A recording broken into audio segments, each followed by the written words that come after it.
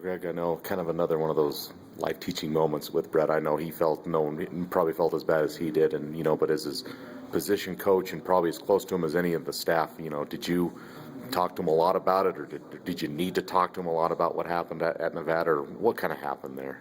I'm sure you're asking about the personal fouls. Yes. I'm sorry. Yes. Well, they're totally unacceptable, especially from the quarterback and a captain, and he knows that. He's a very emotional player, as we all know, and he let his emotions get the best of him. And something that he has to continue to understand and to learn is he has to be in control of his emotions, not his emotions controlling him. Mm-hmm. And that's what happened. And he let the crowd get in his head, and they had nothing to do with winning or losing. Mm-hmm. So and we talked about that, and he was very remorseful, and I just said, well, that's great, but it happens again, and you'll be running for a long time. Right. But that has to be a fine line too, Greg, because you mentioned this game isn't an emotion game. A lot of people feed off emotion, and that's certainly something that Brett does. But like you said, you don't want to cross that line and have what happened with those two personal fouls. So I guess only Brett can balance that, but how do you manage that or try to make sure there's a balance there? Because you certainly don't want to have any of your players come out and not have emotion, because that is an important part. Well, I think a personal foul is over the top. Okay, and he's been disciplined for that. Mm-hmm. All right. The other stuff, I'm all right with his emotion, his excitement, as long as it doesn't affect him playing the quarterback position, which, since I've been with him, it does at times. Mm-hmm. He plays, like we've talked about, he plays quarterback with a linebacker mentality, and it's at times that's okay, but a lot of times it's not okay. And I think obviously he's a target. People want to take out your quarterback, and that's been evident this year. And he's got to understand, he's got to protect himself. And I'm on him about that all the time.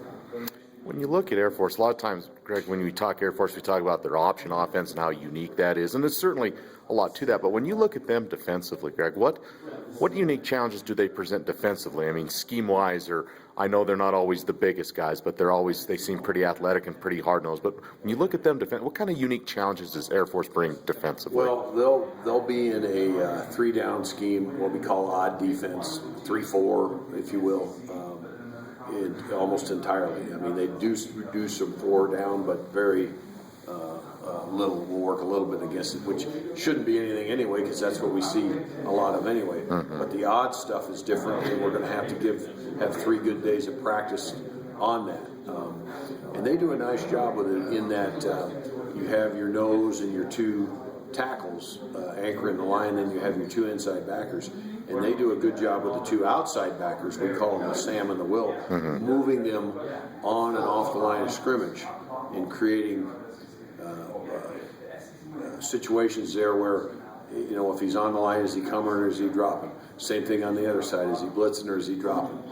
And they do such a nice job mixing that up and moving their guys around on the back end, disguising it, and they've done some things different this season than from last season that I say, okay, this is new stuff, and they're well coached, and they're a disciplined crew, because military guys, that's what they do all day. They march around and probably get yelled at during the day and come to football and have fun. Sure. Again, you're in the middle of the season, you're getting your start already, and I know that had to have been disheartening, even though losing Brett, you had the momentum in the game and a couple first downs late, and maybe you iced the game and just couldn't get it. So how, again, everyone says, well, why doesn't Wyoming have a backup quarterback they can go to? But it's not as easy as just throwing a guy in there and getting reps in practice every day, because starter needs to get ready, and there's only so much time in a day. So do you just keep getting the reps in when you can, and just keep the progress going of getting guys as ready as you possibly can for situations like that? Yeah, and you got to do that. You can't rep 3 guys. You can rep your starter, he gets about 7 to 8 out of 10 of the reps a week, and your backup gets 2 to 3. And it's tough. The situation we got into late in the game. We could have closed the game out with a first down. I think there were 2 minutes or something left, and we had a 3rd and 1, and we didn't pick it up. And that's, they say, well, we'll punt the ball and be okay because we're up by a touchdown, but we weren't okay. You know, so we've got to do a better job of when the game's on the line, of toughening it up and saying, all right, we're going to get this. You know, it's 3rd and 1, 3rd and 2. We get this first down, the game's over.